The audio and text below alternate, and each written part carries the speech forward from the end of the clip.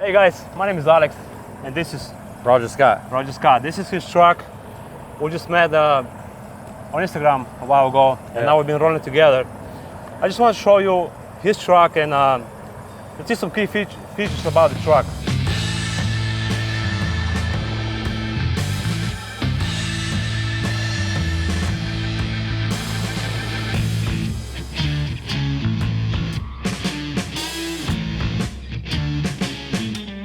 So he's gonna tell us everything about it, and let's start with the front. What do you got? So I got a 12 gauge bumper, 379 headlights, just a couple of extra bar grills, JJ blinker bars, running the Arroyo's quad bag system on the front.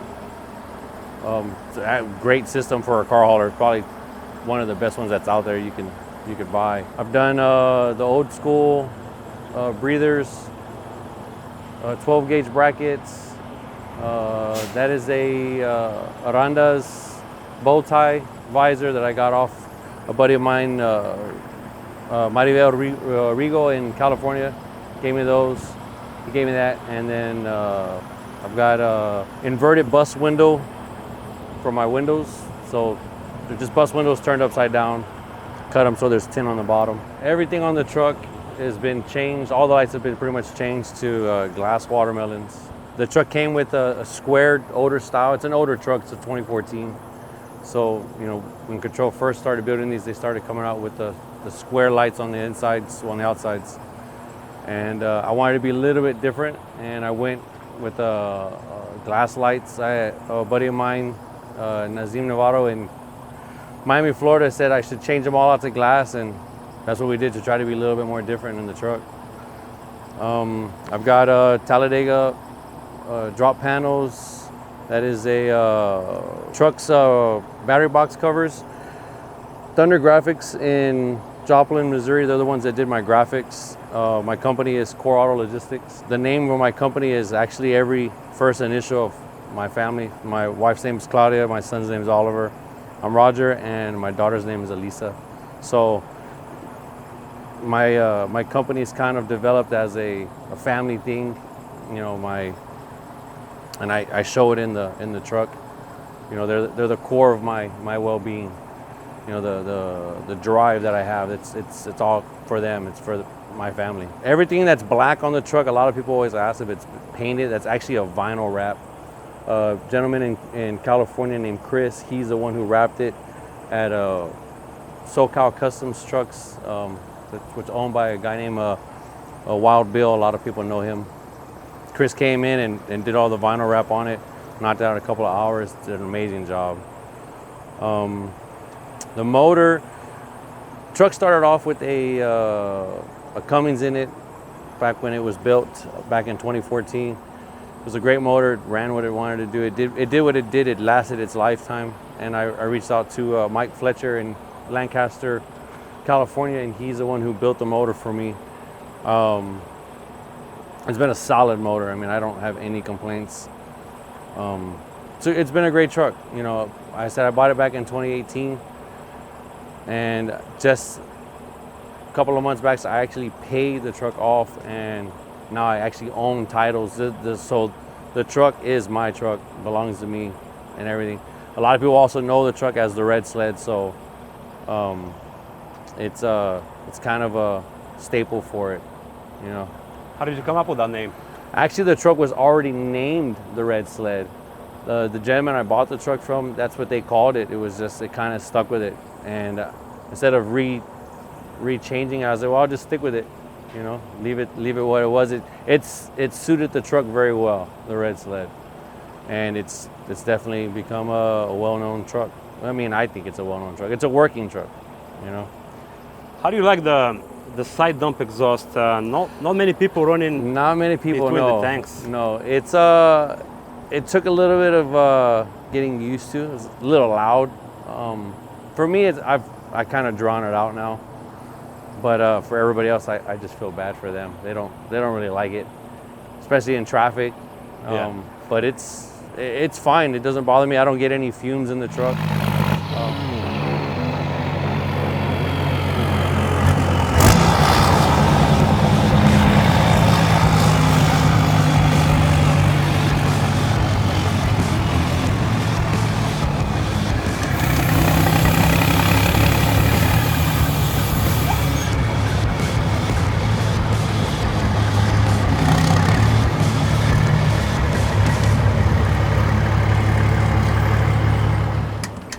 on the interior, it was a stock unit, of course, so it had the big nav unit in the front.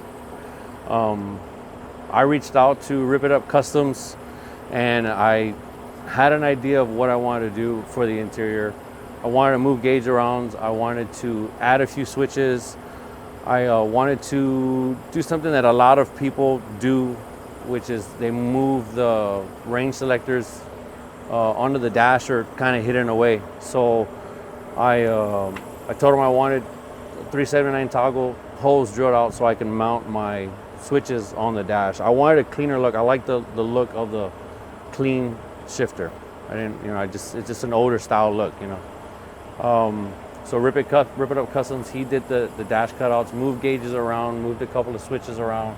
And then a buddy of mine in San Antonio, Xavier, he's the one who actually painted my dash. He painted my breathers for me. And then I also reached out to Night Lights, and I same thing. I had an idea of what I wanted the truck to look like on the inside, and we changed out all the gauge lights to the red at night with the white needles. All the switches are red with the white indicators on the bottom. The AC is also red. Everything on the lights themselves are red. So it's just being different, being unique, kind of Definitely your own unique. style,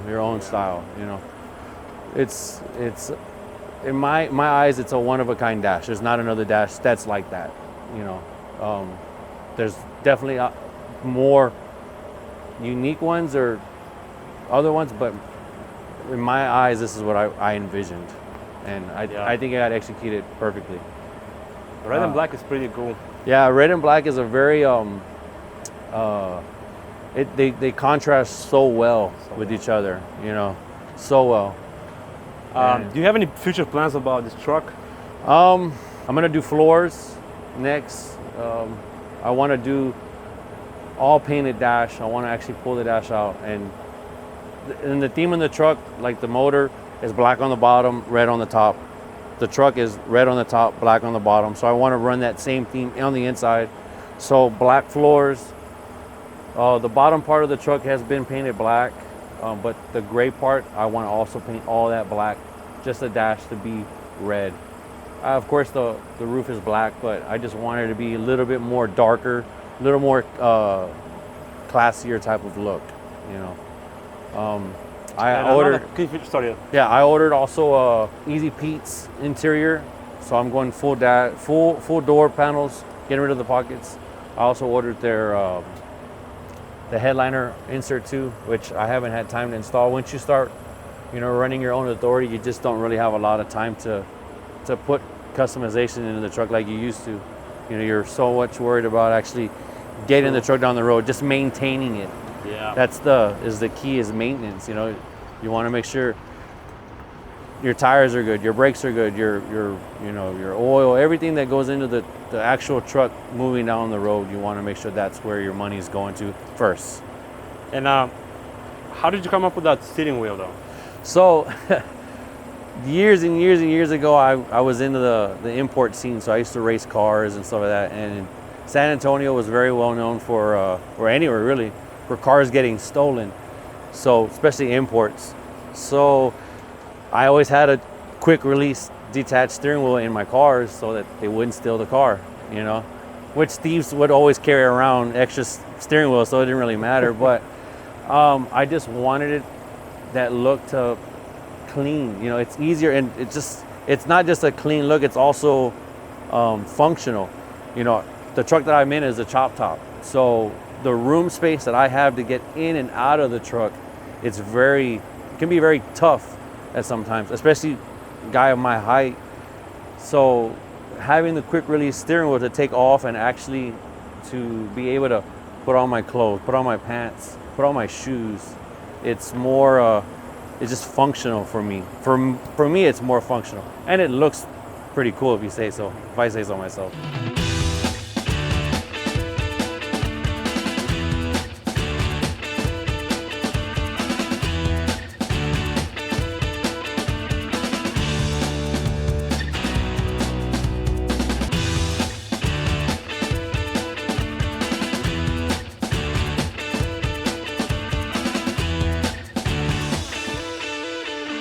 Ostrom mid-backs seats. And like I said, it's also for the same look as for it being chopped. It actually gives the illusion that the truck is taller on the inside because the seats are lower. It gives me more room for myself in the truck. Being over the road kind of guy, driver, you have to kind of make yourself comfortable in the truck. Enjoy the ride. Enjoy your ride. You know, enjoy you getting up in the mornings. You don't want to be cramped up with stuff. And you know, I did everything to where it fits my status, my abilities, my life in the truck.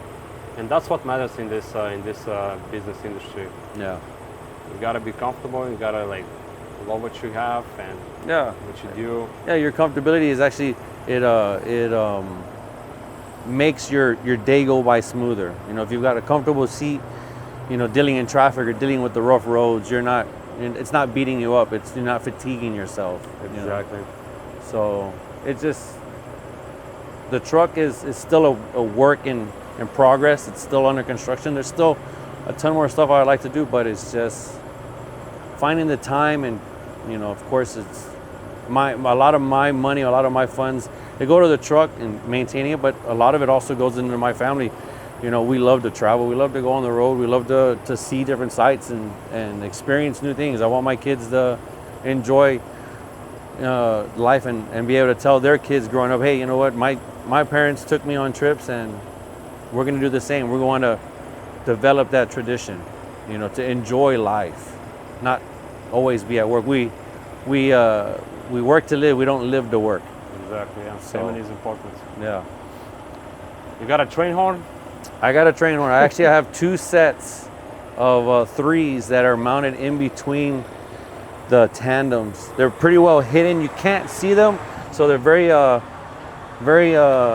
hidden. So I actually have them right here. I've got two sets of threes. Each one is a rated decimal of 132, so that's what, 264 decimals of train horn. It definitely will scare the living Christ out of somebody, as I experienced last night. We did, yes. It was scary. But like I said, the truck is still a work. You know what I mean? It's a working truck. It doesn't do shows all the time. It doesn't do this or that. You know, it can definitely be put into a show. She cleans up nicely, and you know, she's been in one show last year. She got put in the Lufkin show in Texas, and I didn't place, but it was fun. You know, it was his very first truck show for the truck. So it's a working truck. It's what it is. I love the sticker on the window. It's kind of like a lot of people tell me you've got some really dark tint, so I can't see you in the truck. So I can't see you waving. So it's kind of like, it's kind of my sign to tell everybody, you might not see me, but I see you. You know what I mean? And it's just my saying to say, hey, what's going on, you know? Definitely the old school breeders are bringing that look. Yeah, it's definitely changed the look. Like I said, the truck was a stock unit. It had small panels with 2.5 inch oval lights. I mean, the truck looked completely different when I first bought it. The only thing it had when I bought it was it had a bumper that was similar to that one, and it had the gangster fenders. It had stock, you know, 389 headlights. I changed those out and everything. 18-inch bumper, right? That's an 18 tapered to a 16. It's 12 gauge. I actually got it over at Jonathan's in New Jersey when I was up there working. He had one luckily in stock, and it's a good bumper. I mean, I love it to death. Everyone loves it. It's definitely, it's an older nostalgic look. You know, it's not a squared bumper. Yeah, definitely that cat license plate is pretty cool. Oh yeah. I like the spot mirrors. You don't see that every day either. No, and it's, like I said, it's all functional. Everything on the truck is functional to what we do for a living. You know, the riding low, riding in a long hood. You know, not really a long hood, but it's a shorter Peterbilt. You have a lot of blind spots on these trucks, so those spot mirrors actually help out a lot. This one here, if you can tell, it's angled not this way, it's angled kind of directly in front of the truck. So what this mirror catches, it catches cars as they come by the front of the hood on that right lane. So that's why I know to actually be able to move over if I need to move over.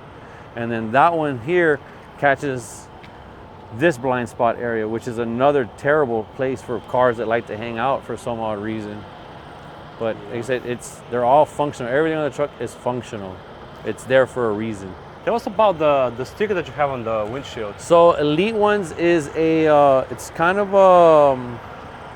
I guess it would say a club of just truck drivers. They're out there doing what they love to do. They love, being part of a family. It's a family-oriented club. They're a bunch of great dudes. The guy who kind of runs it, his name is Nelson. Super awesome guy. He lives in California. It's just saying, hey, we're here for a brotherhood. It's just a brotherhood. Being in a car hauler, just because it's a car hauler doesn't mean that it's a brotherhood of other truck drivers. If there's somebody who's in the same type of thing, we're always willing to help. Always. If people want to get those kind of stickers, can you just buy them, or you have to? No, you kind of have to reach out to Nelson, and he's a good dude. I can't really remember his Instagram. I'm sure I can probably send a link and we can put it in there. Yeah, we can put it in the description. Yeah, and just reach out to him, and he's so for about bringing people on that love the trucking industry and actually love their families. That's what it's all based about. Being a truck driver is family. A lot of guys are out here doing stuff because they want the money. Yeah, money it helps your family strive, but it's not the main process. The main goal is actually. It's not about the money all the time. It's not about the money, man. It's like I said, the money that we make, you could dump it in your truck, but you're not providing for who really is what you do it for. It's your family. It's what it is.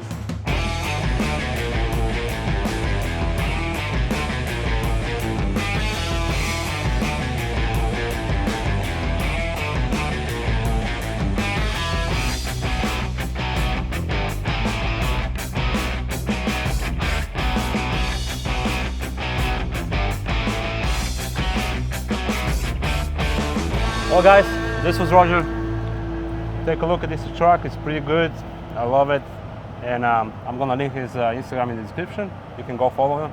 Any final words? Just for new guys that want to be in the business, what do you can suggest to them? The suggestion would be to go with a company that can actually train you to do this. It's a very unique thing that we all do, especially car haulers. We go down the road like everybody else, but we also have to maintain what we do. We take a lot of pride in the cars we haul, whether they're old, whether they're used, whether they're classics, whether anything. Our sole purpose is to make sure these cars get to where they got to go safely. And it's not like you can just get into the car hauling straight out of a CDL school. I mean, you can try to, but like I said, the best thing is to go on with a company that can actually train you. And learn this skill, learn this trade. It's a trade, It's not just going down the road. It is, but it's, a lot of times we go backwards more than we go forward. Yeah, that's for sure. So, well, guys, thanks to Roger for this little interview. Yeah, appreciate it. If you like this kind of content, leave a comment down below and let me know if I should do more of these. I'll see you in the next one.